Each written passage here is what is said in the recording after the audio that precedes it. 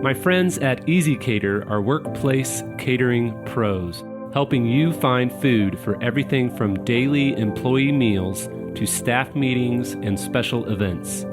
Visit ezcater.com/leaderassistant to find out more.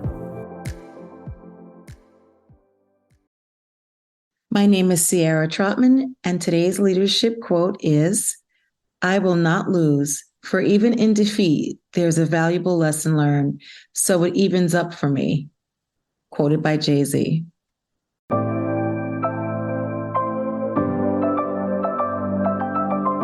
The Leader Assistant podcast exists to encourage and challenge assistants to become confident, game-changing leader assistants.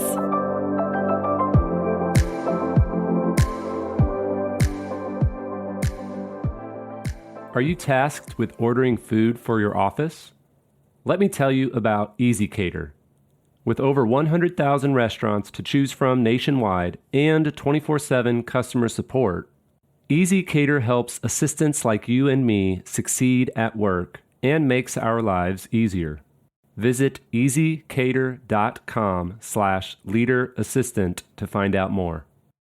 Hey friends, welcome to the Leader Assistant Podcast. It's your host, Jeremy Burrows, and it's episode 254.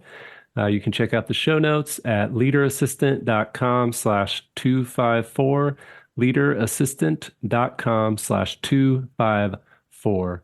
Today, I'm very excited to be speaking with Sierra Trotman. Sierra is an executive assistant, has been an executive assistant with a career spanning 20 years in corporate finance and big box technology. And I'm very excited to jump in and chat with her. So Sierra, welcome to the show. Thank you for having me, Jeremy. What part of the world are you in? I'm in Brooklyn, New York. Brooklyn, nice. I was in New York City a month ago or so with my family, took my boys and my wife for the first time, and Oh, it was nice. a fun little 3-day trip. So Yeah, I'm sure it was pretty loud and exciting, it chaotic. was, yeah, definitely. What's your favorite thing to do on your weekends? Really just hang out with my family. I have a 10-year-old niece who is 10 going on 25, and she's just really exciting. And we usually just watch a lot of good movies, cook some good food, really just enjoy loving on each other. Awesome. What's one of the better movies you guys have seen lately? Uh, Nothing spectacular, but we're really excited to see Wonka Oh, nice. holiday break. Good deal. Sounds like a plan. Well, what got you into the whole executive assistant world? Oh my goodness. Funny story. My father was an entrepreneur. He was a sports photographer for the New Jersey Nets eons ago. And so I started working for him as my summer job. And I noticed he had a couple of gaps in his corporate structure. So I offered to fill them, and I bargained for my payment of my bike and just said, if I can do a great job for you over the summer, will you get me a bike, and will you, do something about my allowance and increasing it. And so I was able to actually not only begin my executive assistant career with him, but I also retained my first international client with this business at 12. Wow. So it just kind of, that's where the spark started for me. Nice. How did you end up with the international client? Was that like just a inbound thing for the business, or did you have to go reach out to people? How did that happen? Yeah, really interesting. He was working with US-based publications for the most part, and he was starting to expand his services overseas, but had a major communication barrier. And so I did some quick recon, went to the library, and um, just looked for a couple of key greetings and things that I could say to open a meeting and start a conversation, and maybe jump into interpret negotiations from point to point. Nothing too heavy though, but the effort made really resonated with the client. And so because they were so impressed with the amount of work that was done. And they obviously could tell that I was a child. They were just like, this is adorable. This is great. And so they wanted to get in business with my father. So he was able to secure his first international publication in Spain. And then I believe one in Italy behind that. Wow, that's great. That's some initiative for sure. What a kid, right? Yeah, yeah. So then, okay, so then as you grew up and got into the corporate world, um, did you just enjoy that type of work? Is that what you sought after? Did you, I noticed in your bio you mentioned event planner as well. When did you kind of get into that, or has it always been part of your assistant roles?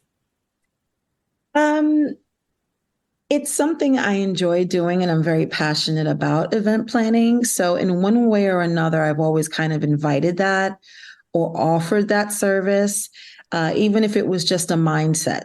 I approach my desk job as an event, and try to just bring some excitement to the day to day. And I think because of that, my manager kind of flagged me for my first opportunity with corporate finance and said, "You've got something unique here. Why don't you give it a shot?" And there are a lot of aspects of executive assistant work that do lend itself naturally to event planning. Hmm. And it was just a match made in heaven. And I just kind of went, full throttle Nice. in those places. What's your like number one tip for those who their CEO or their executive calls and says, "Hey, I need you to plan this event." Like, what's your number one tip? My number one tip is start early and design that budget early. And just making sure that you're talking to your executive team about what they're hoping to accomplish with the event. Because more than just throwing a good party or a good social experience, you want it to be able to tie back to a business need. When people walk into the event, they should know why they're there on many different levels, except to just enjoy yourself. And it centers the purpose of the event. Nice. Good tip. Good tip. Thanks. Um, so let's talk about then maybe what was throughout your career as an assistant, what was maybe your most challenging time or maybe the most difficult thing that you've faced as an assistant?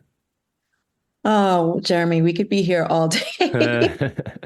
I've had a lot of unique challenges throughout my career. I think the first one was just understanding how I wanted to show up to the space. And second, of course, is establishing a great relationship and a good rapport with your executive team.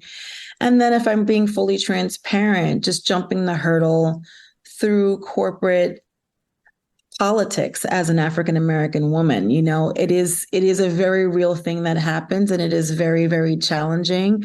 Managing imposter syndrome along the way are some things that kind of crop up that you didn't see coming, and it really just requires you to push through in a very nuanced way to manage your career.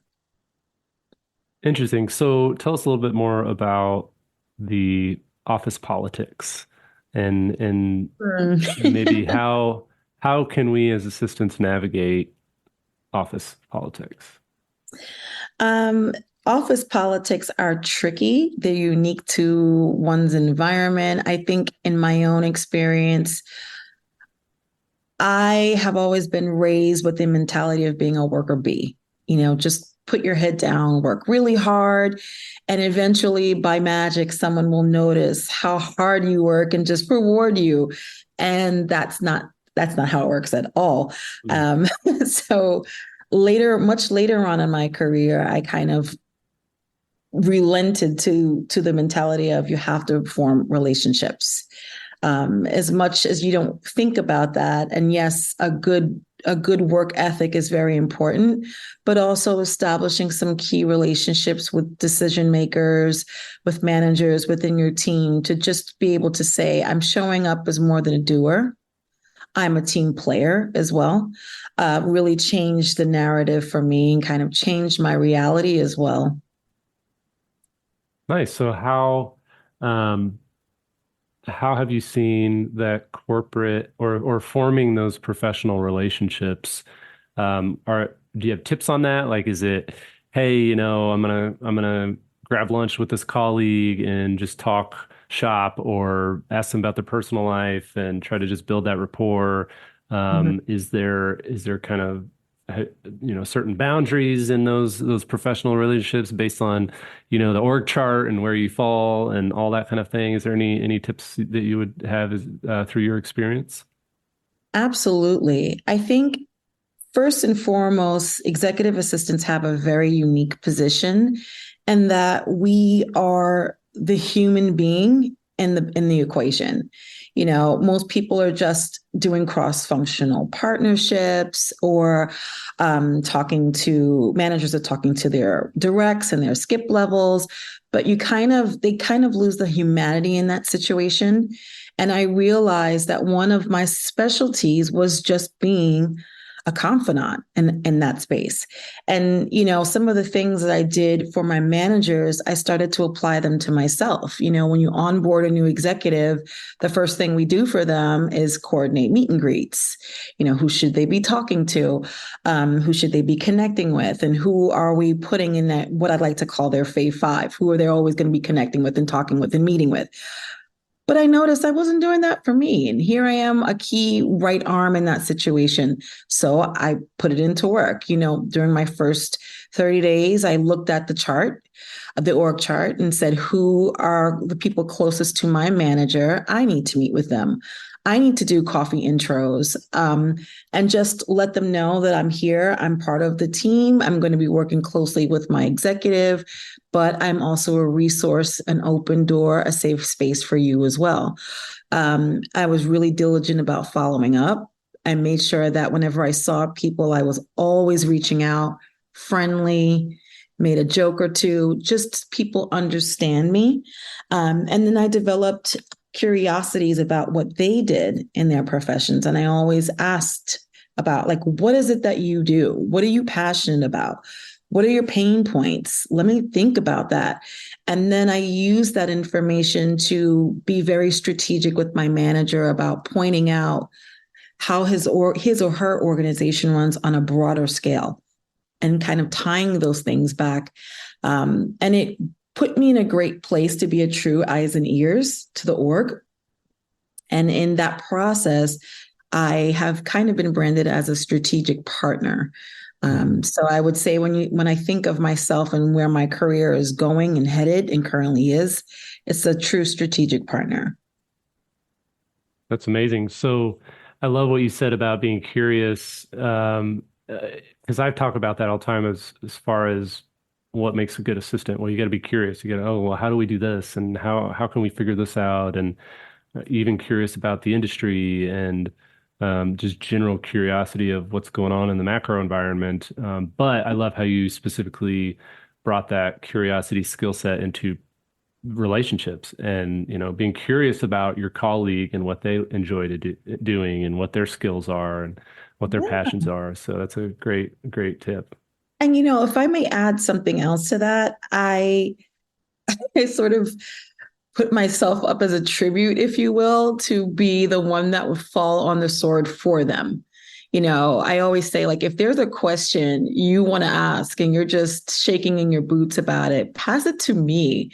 I'm in a great position to be green, to not really know everything about everything. So I can ask your question for you.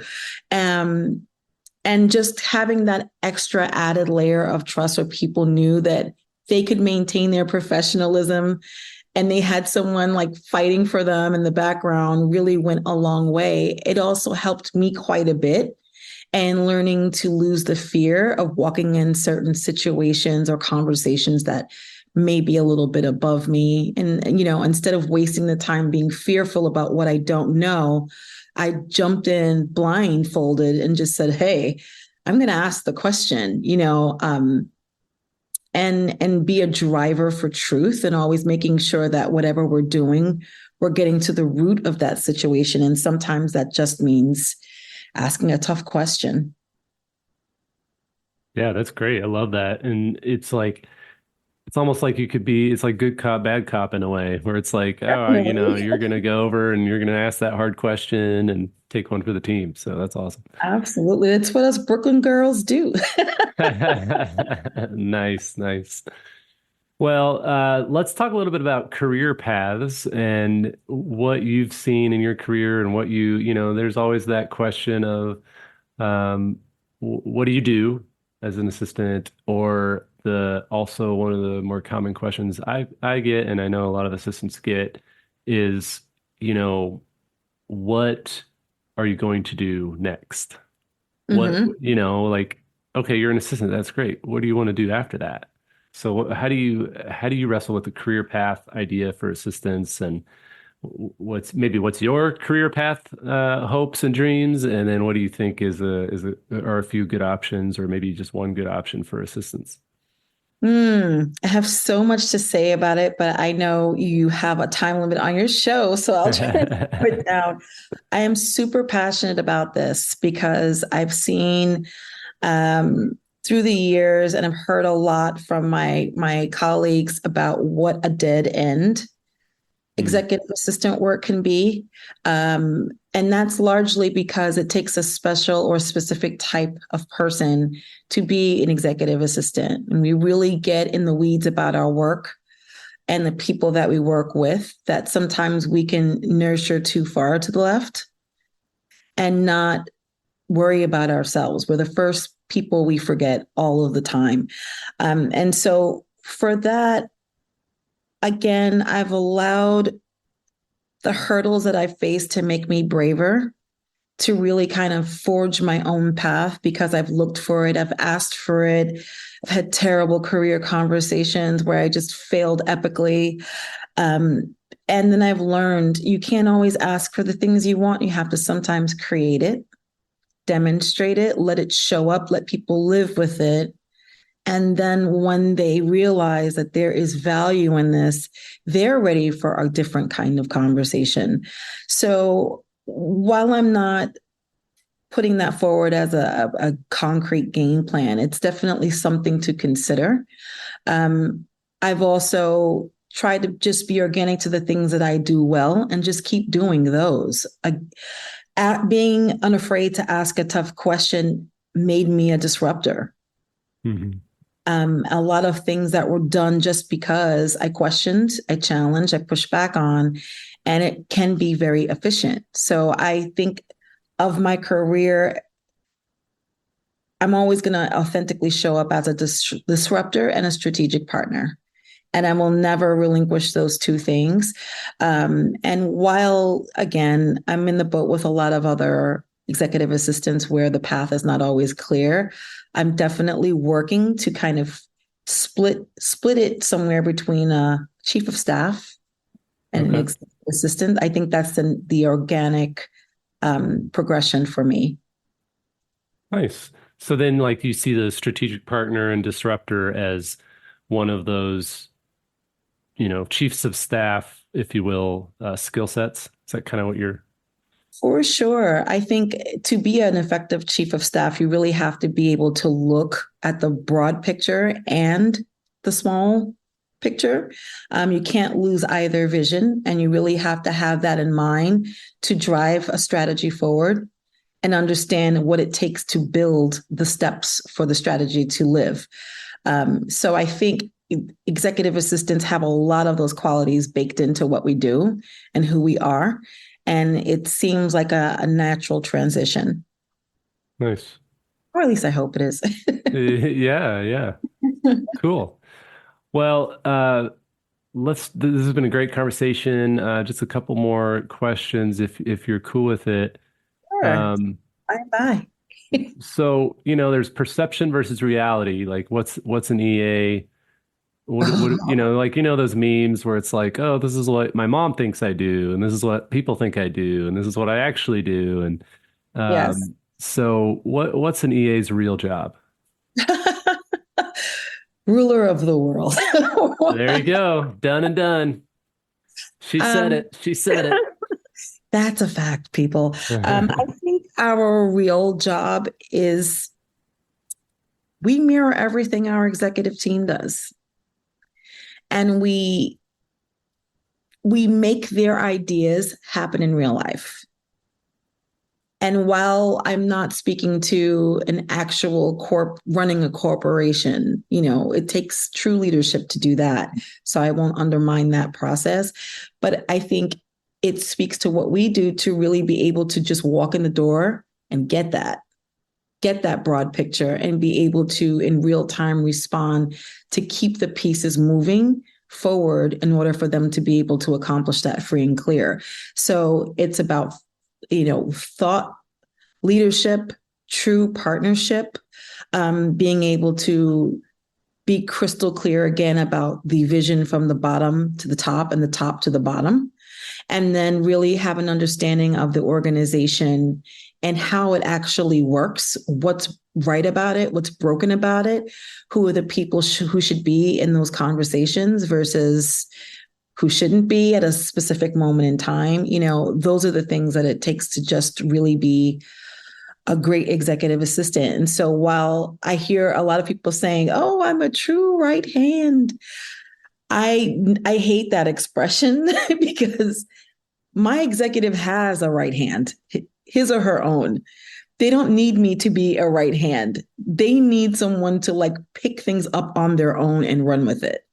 And so I think that's what I focus more on. You do your job, I'll make everything else happen while you're away.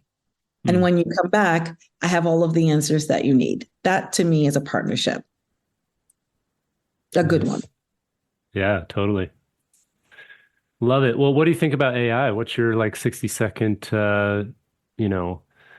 elevator pitch, cocktail hour answer to the AI replacing assistants and all that? I think, first of all, the AI photo enhancements are top tier because they never look better.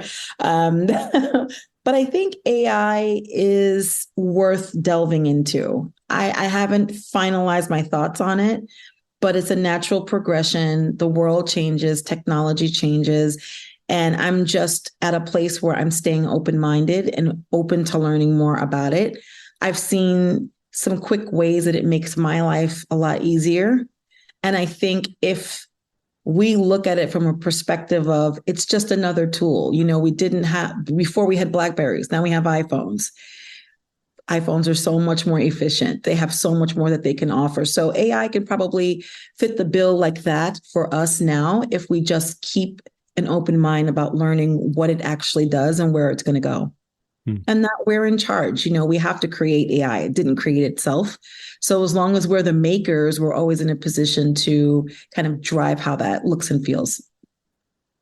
Well said. That's a great elevator pitch for AI. That's awesome. Thank you. What about diversity and inclusion for assistants? I asked my guests on the show what topics they would like to talk about. And to just kind of wrap up our conversation, I would love to hear your thoughts on DEI and just I don't really know any specific questions that I necessarily want to ask right now. I'm just curious to hear your thoughts on it. That's a mouthful. And I'm super passionate again about this space again, specifically because I'm an African-American woman. I'm also a Caribbean American woman. I live in New York, which is the melting pot. So I've been accustomed to world culture all my life. I'm not surprised by or shocked by anything, but a lot of people around me are not. So it's a natural thing for me. I think DEI is important because it helps the greater ecosystems to understand how it shows up in real life. Things that may not be an issue for you can be an issue for someone else. And the simple example is a tall person never has a problem reaching the top shelf, but a short person would. So it benefits the tall person to understand, hey, I'm 5'1". I'm always going to need a ladder. So if you can be empathetic to something like that, then you understand that my experience is inherently different than yours. It's not something we need to spend a ton of time focusing on if it's real or if it's valid, because it is. And that's not where the work in that process is. The work is, now let's understand the different nuances and the many different layers of diversity, equity, and inclusion, that those words are very different. They mean very different things. And we have to dig into that. And it just doesn't include someone's race. It's ableism, physical, sexual, it covers the gamut. So it's also a new area for a lot of corporations. So we need to give ourselves some grace in wrapping our minds around learning about it and really truly integrating it into corporate culture. That's well said. I love the analogy, of the example of the tall person versus the short person. I'm tall. For those listening, I'm 6'2.5". I always am the one that's reaching up from the top shelf for my kids or my wife or whatever. But that's a very simple yet powerful example to kind of describe it. So thanks for sharing that. That was great. No problem. And I'll be looking for you anytime I need to reach something. There you go. I got you. Awesome. Well, Ciara, thank you so much again for being on the show. What's maybe the best place for people to reach out if they wanted to say hi? That's awesome. Yeah, you can find me on Instagram, or you can find me at LinkedIn. LinkedIn's probably my preferred because I love meeting people and chatting, and all of the information is there. So we know where we can pick up a conversation. Perfect. Well, I'll put your LinkedIn URL in the show notes at leaderassistant.com/254, leaderassistant.com/254. Ciara, thank you so much. Have a great rest of your day, and it's been a pleasure speaking with you. Thank you so much. This was a blast. Highlight of my week.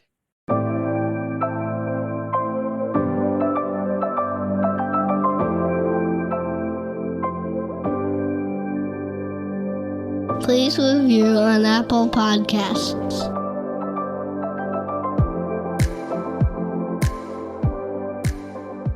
GoBulls.com